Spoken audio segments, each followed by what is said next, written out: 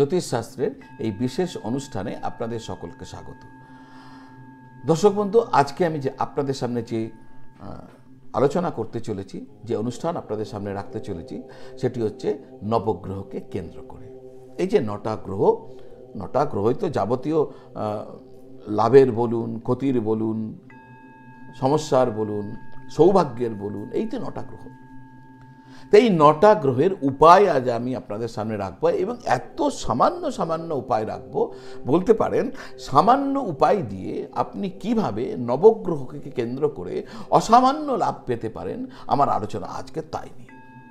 কিন্তু আপনারা যারা, মূল আলোচনায় যাবার আগে বলবো, আপনারা যারা আপনাদের জ্যোতিষীয় বিভিন্ন জিজ্ঞাসার উত্তর আমার কাছে জানতে চাইছেন, জন্মপত্রিকা দেখাতে চাইছেন, কুণ্ডলী প্রস্তুত করাতে চাইছেন, বিভিন্ন বিষয়ে প্রতিবিধান প্রতিকার সম্পর্কে জানতে চাইছেন, তাহলে আপনারা সরাসরি আমার সাথে এসে অথবা অনলাইন পদ্ধতির মাধ্যমে, অর্থাৎ ভিডিও কল বা টেলিফোন কলের মাধ্যমে যোগাযোগ করতে পারেন।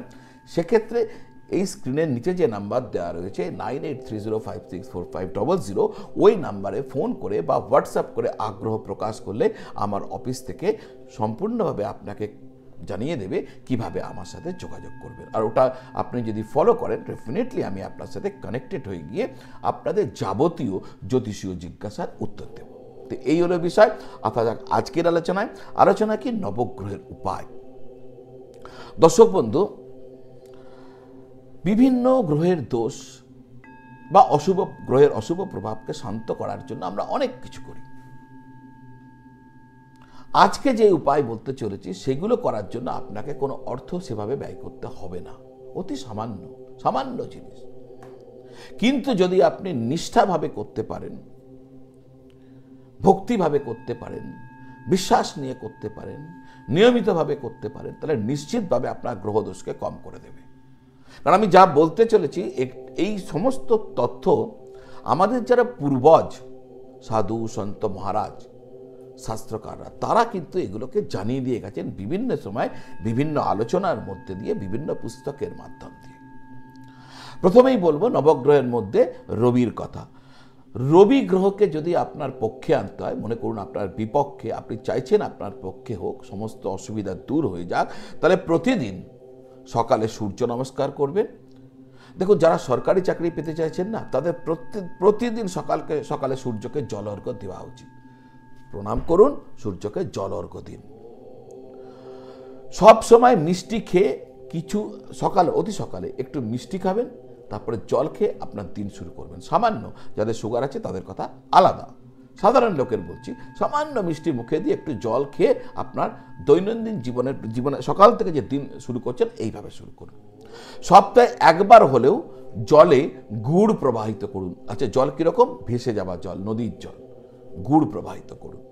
রবিবারে নুন খাওয়া বাদ দিয়ে দিন, আর ভগবান বিষ্ণুর নিয়মিত পূজা করুন। চন্দ্রগ্রহ, পরিবারের সদস্য যারা আপনার মেম্বার রয়েছে, তাদের সাথে সুসম্পর্ক বজায় রাখুন, বিশেষ করে আপনার মায়ের সাথে যদি আপনি সুসম্পর্ক রাখেন, তার ইচ্ছার বিরুদ্ধে কখনো কিছু না করেন, তাহলে কিন্তু চন্দ্রর অসুবিধা আপনার জীবন থেকে দূর হয়ে যাবে। ভগবান শিব ও গণেশের পূজা আপনার জন্য লাভপ্রদায়ক হবে। সোমবার সর্বদা সাদা পোশাক পরবেন। রাতে ঘুমানোর সময় মাথার কাছে একটি গ্লাসে জল পূর্ণ করে রাখবেন, 1 গ্লাস জল রাখবেন। আর হ্যাঁ, মাকে বলবেন, যদি আপনার মা সামর্থ্য আছে, তিনি যেন আপনার জন্মদিনে আপনাকে একটি রূপোর কয়েন দেন, চাঁদির কয়েন। মা যদি আপনাকে একটি চাঁদির কয়েন দেন না, আপনার চন্দ্রের অসুবিধা দূর হয়ে যাবে। আসা যাক মঙ্গল গ্রহের কথা। প্রতিদিন সকালে ভগবান গণেশের পূজা করুন, মঙ্গলের ব্রত রাখুন। প্রতিদিন সকালে মাটির পাত্রে কিছু খাবার গরিবদেরকে দান করুন। জলে গুড় প্রবাহ করে দিন। সব সময় লাল রঙের রুমাল রাখুন। আর হ্যাঁ, নিয়মিত হনুমান চালিসা পাঠ করুন বিধিবদ্ধভাবে। দেখবেন মঙ্গলের দোষ আপনার জীবনে থাকবে না।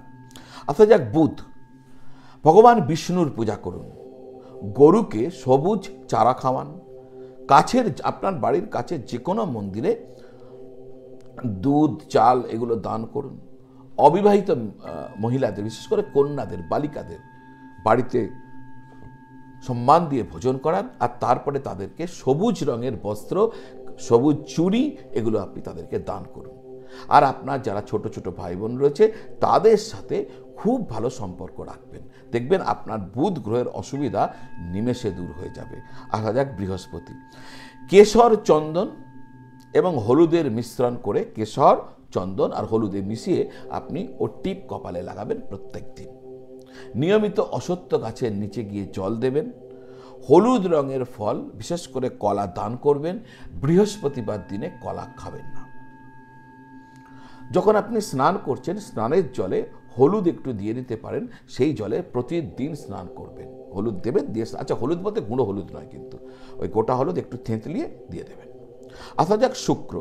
দেবী লক্ষ্মীর পূজা করবেন শুক্রবারে। আপনারা সবাই জানেন বৃহস্পতিবার মায়ের বার, নিশ্চয়ই বার, তাই করবেন, কিন্তু তা সত্ত্বেও একটা এক্সট্রা করুন শুক্রবার দিন রাত্রিবেলায়। মা লক্ষ্মীকে গোলাপ নিবেদন করুন, আর আপনি মা লক্ষ্মীর পূজা করুন। যে কোনো লাল রঙের ফুল দিলেও হবে, গোলাপ দিলে তো অতি ভালো। কর্পূর দিয়ে আরতি করবেন। বেশি করে যদি সম্ভব হয় আমলা আর ঘি খাওয়ার চেষ্টা করবেন, যদি সম্ভব হয়। পরিষ্কার সাদা পোশাক সব দিন সবসময় পরবেন। আর যে কোনো মন্দিরে কালী, দুর্গা, হনুমানজি, যে কোনো মন্দিরে সন্ধ্যার পর প্রতি শুক্রবারে দই, আদা, কর্পূর দান করবেন। এবার আসা যাক শনিদেব। নিয়মিত আপনি শনিদেবের মন্ত্র পাঠ করতে পারেন। পাখিদের জল বা হালকা কিছু খাবার আপনি খাওয়াতে পারেন। আমিষ খাওয়া সম্পূর্ণ এড়িয়ে চলবেন। রাত্রে দুধ খাবেন না। আর হ্যাঁ, বছরে একবার যে কোনো দরিদ্র বৃদ্ধ ব্যক্তিকে কালো চামড়ার 8 নম্বর জুতো দান করবেন। দান সময়ে মনে মনে 8 বার বলবেন সূর্য পুত্রায় নমঃ। মন্দিরে ভগবান শনিদেব যেমন আছেন, তেমন মানুষের মধ্যেও ভগবান শনিদেব আছেন।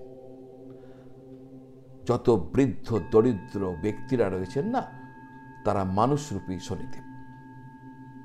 8 হচ্ছে শনিদেবের সংখ্যা, কালো হচ্ছে শনিদেবের রং, চামড়া শনিদেবের দ্রব্য। তাই প্রতি বছর একবার করে দরিদ্র বৃদ্ধ ব্যক্তিকে কালো চামড়ার 8 নম্বর জুতো আপনি দান করবেন। দান সময়ে মনে মনে 8 বার সূর্য পুত্রায় নমঃ এই মন্ত্র বলবেন। আসা যাক রাহুর ক্ষেত্রে। ভগবান শিবের পূজা করবেন, নিয়মিতভাবে রুদ্রাষ্টকম পাঠ করবেন, আর হ্যাঁ, দেবী দুর্গার পূজা করবেন। যে কোনো দুর্গা মন্ত্র আপনি নিয়মিত বলবেন। কেন বলবেন? দেখুন, মা দুর্গা হচ্ছে অসুর দলনী, আর রাহু তো অসুর। তো রাহুকে নিয়ন্ত্রণ করতে গেলে মা দুর্গার শরণাপন্ন হলে রাহু কিন্তু নিস্তেজ হয়ে যায়। প্রতিদিন সকালে 3 বার, স্নান করে উঠে 3 বার, রাত্রে শুতে যাওয়ার সময় 3 বার, বা যদি সম্ভব হয় 21 বার। ওই যে মন্ত্র আছে না, সর্বমঙ্গল মঙ্গলে শিবে সর্বার্থ সাধিকে শরণ্যে ত্র্যম্বকে গৌরী নারায়ণী নমস্তুতে, এই যে নমার মন্ত্র রয়েছে, এই মন্ত্র আপনি 21 বার বলতে পারেন, বা আপনার যেমন সাধ্য নিয়ম করে প্রতিদিন বলবেন। প্রতিদিন স্নান কখন করবেন? যদি সময় হয়, জলে 1 কাপ কাঁচা দুধ, অবশ্যই গরুর দুধ, কাঁচা দুধ জলের মধ্যে দিয়ে যদি স্নান করেন, তাহলে কিন্তু রাহুর দোষ কম হয়ে যায়। কেতুর ক্ষেত্রে কি করবেন? যে কোনো ধর্মীয় স্থান বা মন্দিরে বা যে কোনো জায়গায় বা অভাবী ব্যক্তিদের সাদা কালো কম্বল দান করবেন। ভগবান শিবের পূজা করবেন, অনাথদের মিষ্টি খাবার দান করবেন, ভগবান গণেশের পূজা করবেন। এটা করলে কেতুর নেতিবাচক প্রভাব কিন্তু দূর হয়ে যায়। তো দর্শক বন্ধু, এইভাবে চলুন আপনারা, নিশ্চয়ই আপনাদের জীবনে দেখবেন এই যে নবগ্রহের যে সমস্যা, এই নবগ্রহে যেটাই আপনার ক্ষেত্রে রয়েছে, যে গ্রহকে আপনি ব্যালেন্স করতে চান, অ্যাড্রেস করতে চান, যে গ্রহের দোষকে আপনি নিয়ন্ত্রণ করতে চান, এই যে সামান্য উপায় বলে গেলাম, এতে আপনি অসামান্য ফল পাবেন। দর্শক বন্ধু, এতক্ষণ যদি দেখেছেন আর আমার চ্যানেল এখনো সাবস্ক্রাইব করে উঠতে পারেননি, আমার বিনম্র নিবেদন, চ্যানেলটি সাবস্ক্রাইব করে বেল আইকন প্রেস করে দেবেন। আর হ্যাঁ, যদি ভালো লাগে শেয়ার করে দেবেন। আপনার কমেন্টের আশায় রইলাম। আপনারা সকলে ভালো থাকুন, সকলকে ভালো রাখুন। নমঃ শিবায়।